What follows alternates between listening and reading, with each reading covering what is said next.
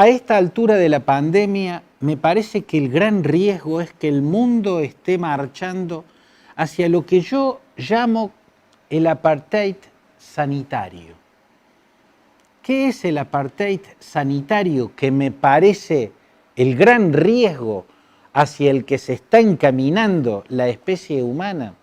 Yo tomo esta palabra de la lengua afrikaans, que es el idioma de la minoría blanca de Sudáfrica, y significa separar o separación.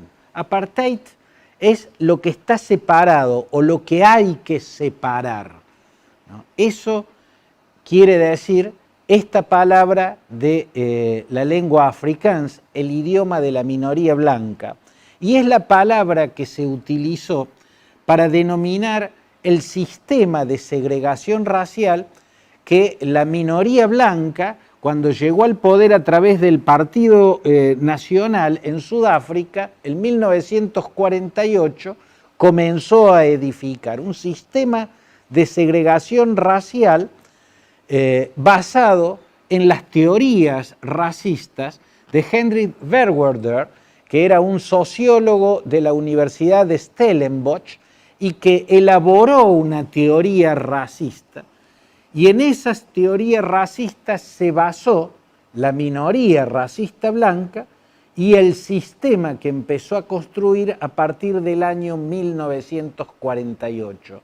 Básicamente, el apartheid en Sudáfrica era la separación total entre las distintas razas o entre los dos grandes grupos raciales que producía un sistema basado en 317 leyes.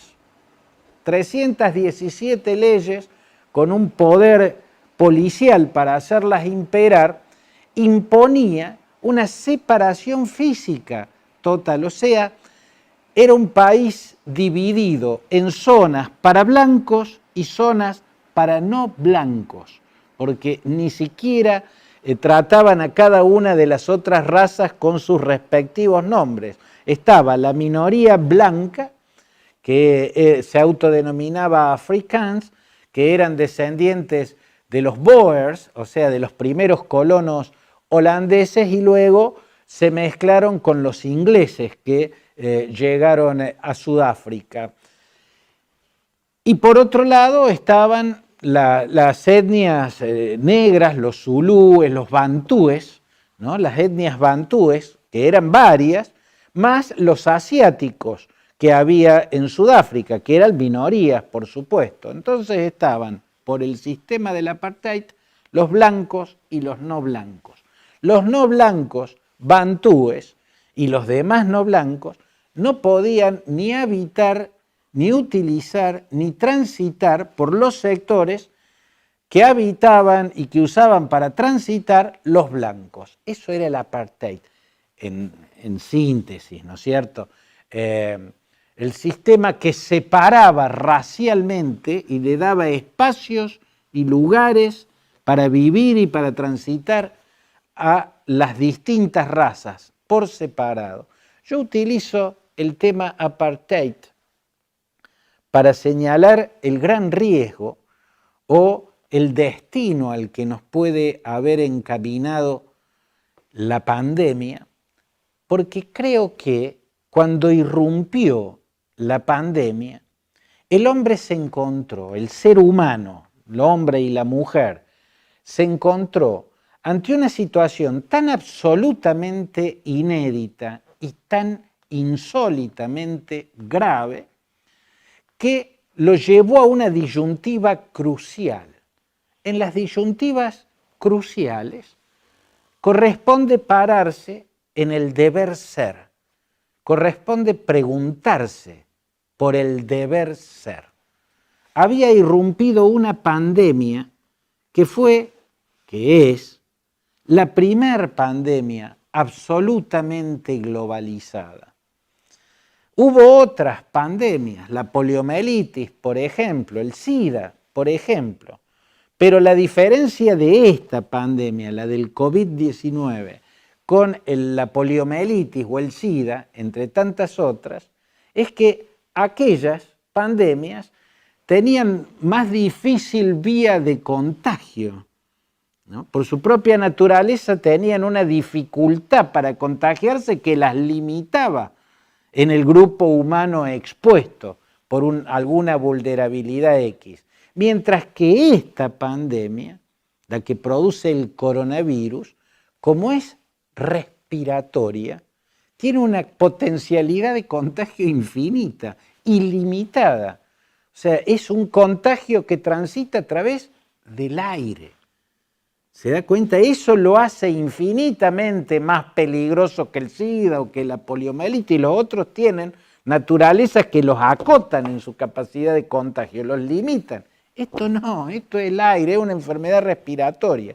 Por eso, rápidamente, ante la irrupción de un virus desconocido, un virus absolutamente nuevo, los primeros estudios de ese virus que demuestran que produce enfermedades respiratorias y que se transmite por vía respiratoria, hizo que los matemáticos rápidamente, teniendo en cuenta el dato de letalidad que le transmiten los inmunólogos y los médicos, pueden sacar la cuenta rápidamente y llegar a estadísticas escalofriantes. Una pandemia que se transmite por el aire en un mundo totalmente globalizado es una pandemia que en tiempo récord puede exterminar a cientos de millones de personas. Es mucho menos letal que otras pandemias, pero como es inmensamente más contagiosa, es inmensamente más grande la porción de la población mundial que va a morir por esa pandemia. Ante esa situación, ¿cuál era el deber ser? La instancia nos ponía en la obligación de preguntarnos por el deber ser. ¿Por qué? Porque estábamos ante un hecho absolutamente inédito. ¿Qué implica entonces preguntarse cuál es el deber ser del ser humano, de la especie humana, en esta instancia crucial, ante este desafío inédito? Mi respuesta a la pregunta sobre el deber ser de la humanidad en una instancia como esta es el estado sanitario de bienestar y la alianza global antipandemia. Ante una instancia tan crucial, tan inédita, tan sin antecedentes en términos absolutos en toda la historia y tan inmensamente peligrosa, la humanidad estaba obligada al deber ser, obligada al deber ser. Para vencer una pandemia global, la respuesta tiene que ser global, no puede ser individual. Si el virus no tiene frontera, la lucha contra la pandemia tampoco puede tenerla. Es lógica elemental.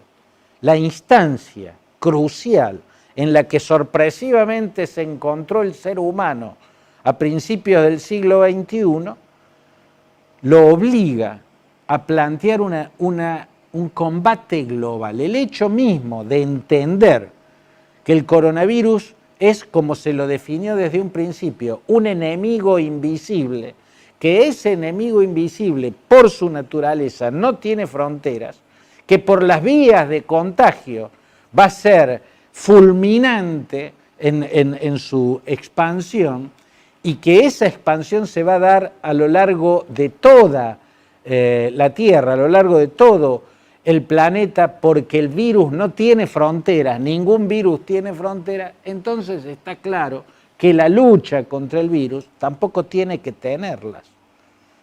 Estábamos obligados a una alianza global antipandemia que empuje a la especie humana hacia eso que yo he llamado en su momento y he escrito mucho al respecto, el estado sanitario de bienestar. De ahora en más, una alianza global basada en un consejo de científicos, una alianza global donde están las principales potencias, las más desarrolladas científica y tecnológicamente, que establezcan un comando de acción conjunto para, primero, lograr vacunas en tiempo récord, cosa que se logró. Segundo, lograr producción de vacunas a escala universal en tiempo récord. Tercero, realizar una vacunación global simultánea a la mayor velocidad posible, porque en esto la lucha contra la pandemia tiene que ganarle la carrera a las mutaciones del virus, porque en algún momento va a llegar la mutación del virus que va a extinguir la capacidad inmunológica de la vacuna. ¿Encaró en ese sentido la especie humana? No. Encaró hacia un sálvese quien pueda. Desde un primer momento, en ver cómo se unían las superpotencias, cómo se apoyaban en los científicos, cómo creaban una alianza mundial antipandemia, cómo empujaban la búsqueda de las vacunas, cómo organizaban la producción universal de vacunas en todos los países del mundo y cómo ponían en marcha una vacunación simultánea y global. En lugar de eso, lo que vimos es un mundo que entró en el sálvese quien pueda. Es un mundo en el que las potencias, en lugar de hacer una mesa para ver en forma conjunta cómo salvar a la humanidad en esta disyuntiva, cómo salvar a los cientos de millones de personas que por las características del virus van a sucumbir, lo que hicieron es convertir a la pandemia en escenario de confrontaciones para lograr el liderazgo mundial, a las vacunas en fichas para mover y posicionarse en el tablero mundial. Lo que debimos ver es una alianza mundial antipandemia en la que las superpotencias lograran o impusieran que todos los laboratorios que crearan vacunas que se demuestren eficaces y seguras, le dieran los derechos a laboratorios de todos los países en el mundo para que puedan fabricarla, para que puedan producirla.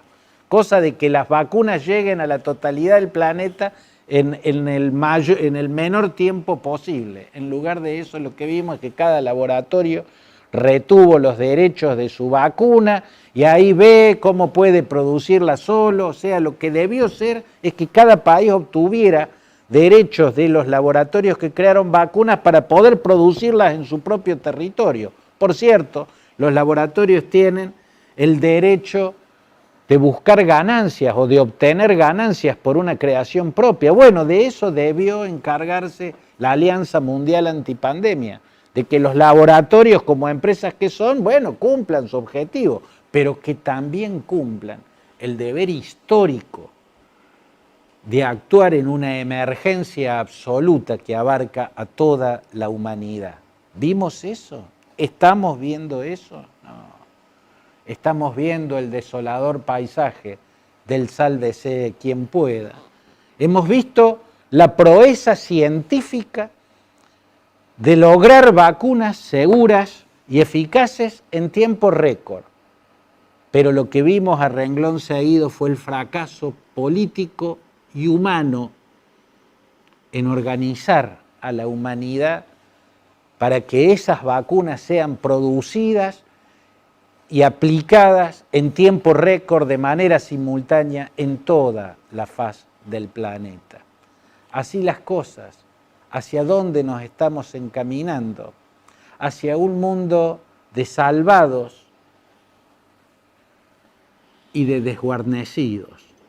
Por eso escuchamos hablar de carné sanitario, de pasaporte sanitario, de carné de vacunación. El mundo al que vamos parece ser un mundo en el que podrán transitarlo libremente en la totalidad de la faz de la Tierra los que tengan carné de vacunación, los que tengan carné sanitario, y habrá aquellos que no podrán transitar libremente por todo el planeta. Habrá países que les cerrarán las puertas a algunos y se le abrirán a otros. A eso es a lo que yo llamo el apartheid sanitario.